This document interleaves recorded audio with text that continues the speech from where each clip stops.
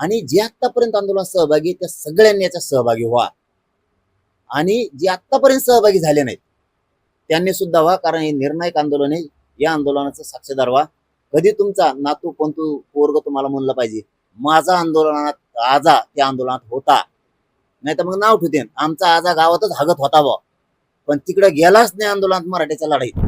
राज्यातले लोक रजा टाकायला लागलेत. नोकरदार वर्ग आमचा कंपन्यात असणारे रजा टाकायले, व्यवसायवाले पण सगळे. राजकारणी मराठ्यांनी सुद्धा असा संदेश आम्हाला परवापासून की त्यांनी पण ठरवलंय आता राजकारणी मराठ्यांनी की जात विषय वेगळा, आरक्षण विषय वेगळा आणि राजकारण वेगळं. जातीच्या लेकरांना हे आरक्षण मिळवून देऊ, हे निर्णायक शेवटचं आंदोलन आहे.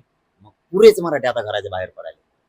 कुणी 29ला येईन, कुणी 30ला येईन, कुणी 31ला येईन, पुरेच बाहेर पडते. म्हणजे काय एका दिवशी पडले तुम्हाला सांगतो आम्हाला 100 किलोमीटर जागाच नाही पुरायची.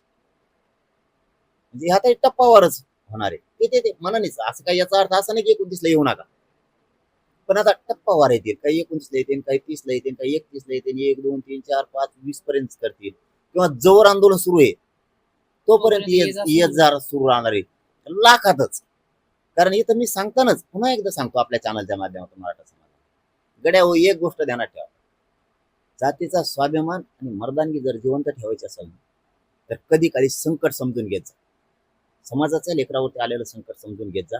आणि प्रत्येकाजवळ आपण आपली गाडी, कुणीच कोणाची वाट बघायची नाही. आपण आपले मोटरसायकल, 4 व्हीलर, ट्रॅक्टर, जीप, रिक्षा, पिकअप, टमटम, काय तुमच्याकडे ट्रॅव्हल असते, जीप असते, स्कॉर्पिओ असते, आपण आपल्या गाड्या काढा आणि स्वतःच्या लेकरासाठी, स्वतःच्या जातीसाठी 29 ऑगस्टला आंदोलनाला भेट द्या.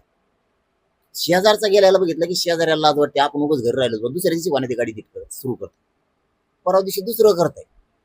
आणि जे आतापर्यंत आंदोलनात सहभागी आहेत, त्या सगळ्यांनी याच्यात सहभागी व्हा. आणि जे आतापर्यंत सहभागी झाले नाहीत त्यांनी सुद्धा व्हा, कारण हे निर्णायक आंदोलन आहे. या आंदोलनाचा साक्षीदार व्हा. कधी तुमचा नातू पंतू पोरग तुम्हाला म्हणलं पाहिजे माझा आंदोलनात आजा त्या आंदोलनात होता, नाही तर मग नाव ठेवते आमचा आजा गावातच हागत होता बा, पण तिकडे गेलाच नाही आंदोलनात मराठ्याच्या लढाईत. म्हणजे डाग लागून कुणी मरू नका. आपल्या जातीसाठी 1-2 दिवस दिल्याने काही काम बुडत नाही, काय नोकरी बुडत नाही.